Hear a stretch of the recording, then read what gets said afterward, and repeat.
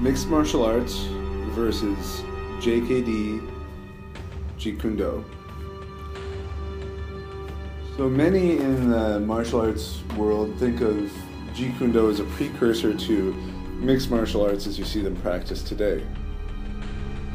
You'll also see people making the connection between Vale Tudo fights and mixed martial arts as they're practiced. And that is actually a pretty clear connection between MMA and the Vale Tudo fights. However, even between that and certainly between MMA and Jeet Kune Do, there are pretty significant differences that you want to be aware of.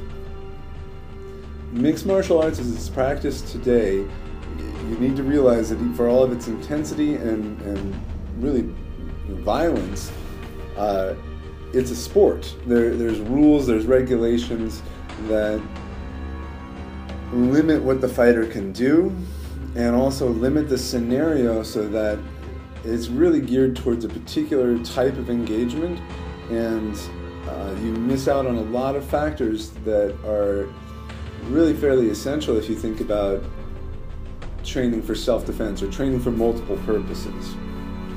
Now, the nice thing is that the components of MMA can be trained for effectively for multiple purposes. Brazilian Jiu-Jitsu can be very effective for self-defense as well as for competition. But there's things that you can get away with in competition that you absolutely could never do in a self-defense scenario. Likewise with striking arts like boxing or Muay Thai kickboxing or any other striking art, there are things that can be very, very effective for self-defense and things that you can get away with in competition that you would never ever do. Now, the main thing you want to be aware of when you think about MMA is you want to be aware of the scenario of the fight. You have people matched in weight class. That means they're very close to each other in size, and they've spent a great deal of time conditioning, and they have really relatively short rounds that they're going to be fighting. 3 minutes to possibly 5 minutes for a title match. Now, that's a long fight, and really most street fights would be over long before then, but if you're thinking about it in terms of a combative art where you don't necessarily know the scenario and you might end up having to fight for a longer period of time, or you might have to fight when you're tired, or you might have to fight when you're not prepared and not ready, then there's certain aspects of the training that you just can't pull off. If the entirety of your fight plan, for example, depends on being highly explosive and charged up and ready to go and just overwhelming the opponent, that won't necessarily work in a self-defense scenario because you're not always that amped up, nor are you always that ready.